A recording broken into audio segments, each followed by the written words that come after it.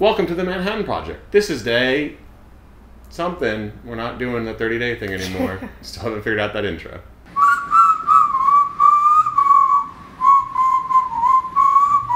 So Dorota, where did we go tonight? I don't know actually the name of the thing. AMC Lincoln Square 13 and IMAX. But what did we see? We saw Kingsman The Golden Circle. Yeah. I was so excited for this movie. Went to a special early fan screening of the new Kingsman movie directed by Matthew Vaughn. Here's some vlog footage we have of us at the event, winning stuff like this t-shirt and a fidget spinner.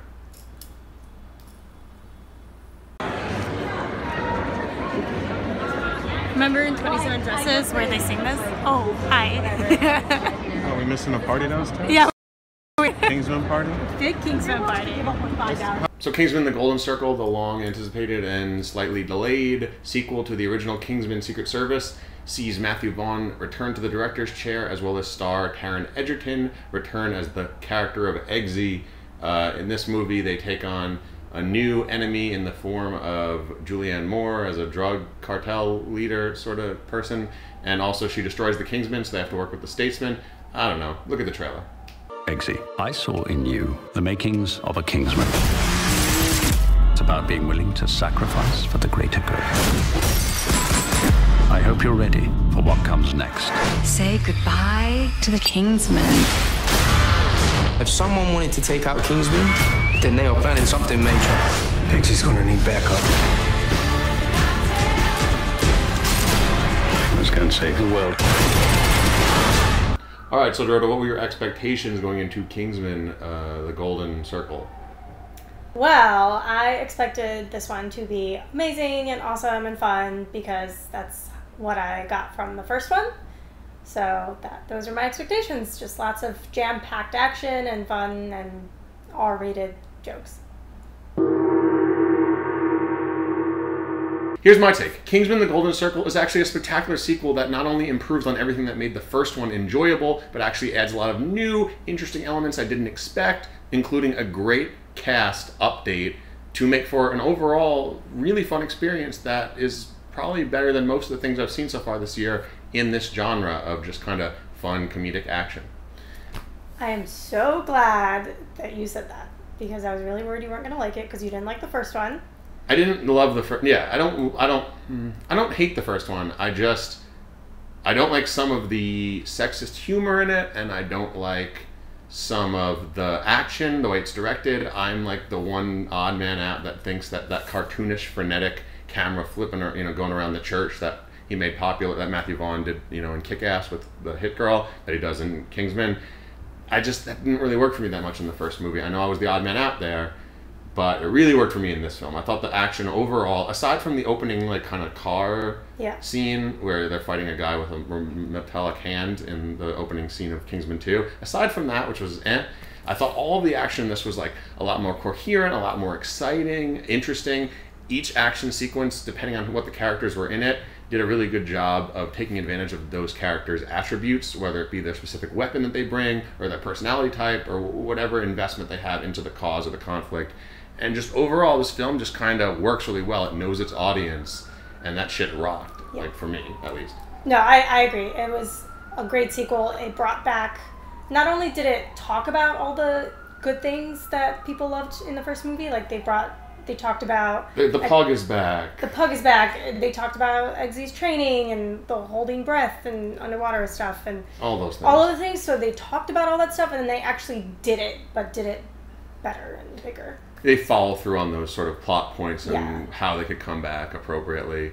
It's a little overblown, right? It's a little overawed. It's 2.5 hours. But at the same time, it's one of those movies that's bloated with, I think, pretty good content. So it's in a little bit of an overindulgence, but I think the fans of the Kingsman series are kind of looking for overindulgence in some way because, again, you want something that's hyper-violent, a lot of jokes, a lot of crude humor, and a ton of characters, and that's what you get here. If anything, the one complaint I did have is while they take 2.5 hours and have this massive cast, people like Halle Berry, Jeff Bridges, and Channing Tatum, who are all new cast members, I'm not going to spoil anything, but for various reasons, all different reasons, none of them actually get near as much screen time as you expect. Really, the only person that gets enough screen time that's new is Julianne Moore is the villain, who I absolutely loved, and Pedro something or other, the guy from Narcos, Pedro Pascal from Narcos, who plays Agent Whiskey. He's the guy with like whip and the lasso and whip that you see in the trailer. He's on screen a lot. They do some interesting stuff with the development of his character. But when you look at that poster in the trailer and you see how many like fresh new faces of just like really awesome, famous, accomplished actors are going to be, goddamn it, I gotta look at the lens, not the stupid monitor. I keep doing that. See how many of those folks are going to be in this film. It was a little bit disappointing to see that some of them don't get any more than like maybe 10, 15 minutes of screen time, honestly. Yeah. And no like action sequences either, just kind of conversation. But whatever, you can't have it all. It was long. That was probably my only complaint. It felt a little long, but for the most part, all the scenes were very exciting, and I was entertained a lot. And we were in a theater full of, huge fans of the series. Yeah, 'cause it was like a fan event. Yeah, so it was just like nonstop clapping and cheering, and it was a great time. So it was a very enjoyable experience, and I think the movie, I'm going to see it again, and it'll probably be with less of a hyped up crowd, and I'm still going to enjoy it. It is one of those movies that really understands the motivations and understandings of its characters. Like, sometimes it does some manipulative shit by, like, killing off a character that you care about, or pretending to kill them off, or putting them in danger, or whatever they do. But they all ultimately follow through on everything and all the stuff that they set up with the characters pretty well, and it's, again, a genuine following of these characters' motivations in ways that I think is a really good follow-up to the first one. They clearly did their homework and watched. I mean, it was written by Matthew Vaughn again, but they clearly watched the first one a lot and really took from what audiences liked about it originally. I'll also say that my favorite part of this movie by far, and you'll notice his name on the poster, but we won't say exactly what he does, is Sir Elton John is in this movie. Honestly, he's in this movie more than Channing Tatum. Like, it's so weird, right? Yeah. But you'd think it'd be just a cameo, and when he first comes on screen, you think it is just an overblown cameo. But he has a surprising amount of stuff to do, especially during the climax of this film, and that was awesome. The rare like musician celebrity cameo that works really, really well. Elton John's got awesome charisma, and yeah, I wish I could criticize this movie more.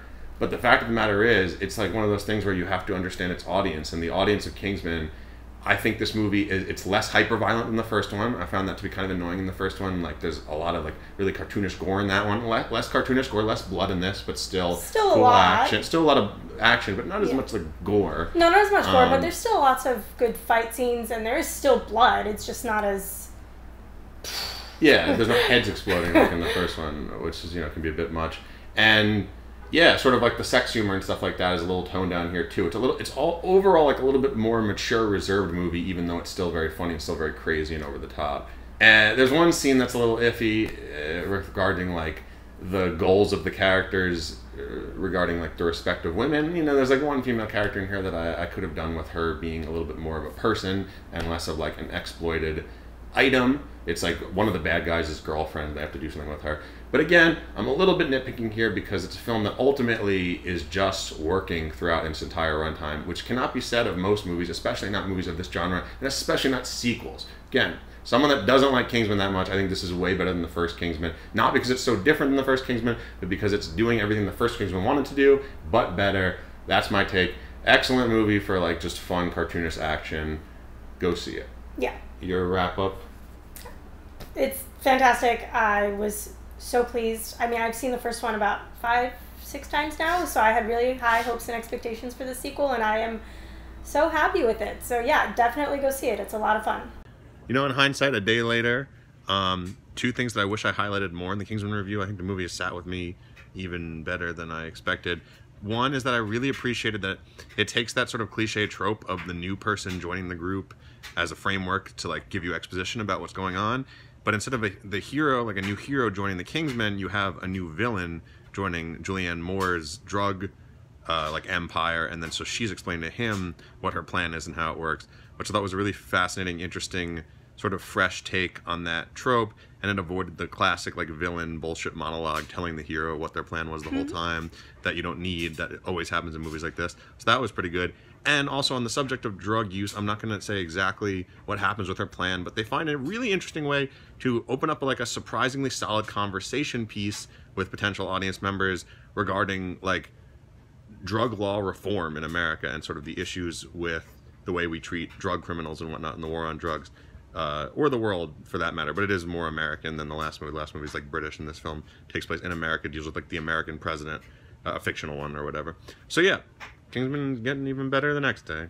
Right? You got any words? Or are you just gonna nod? I just agree with everything. Yeah, it's too close. Really good. So we're guessing this movie will get good reviews because it is really good. And so because of that, we're going to, of course, be disagreeing with Rotten Tomatoes and telling you why this movie sucks on our main channel, The Devil's Advocates. Check that out, link in the description. Also, if you want to hear more of our actual reviews where we give you our true opinions on films, just like we did here with this one, please click the subscribe button. We went to the Toronto Film Festival last week and saw a ton of movies, so there's going to be a lot of exciting reviews coming up soon, so stay tuned. Thanks for watching.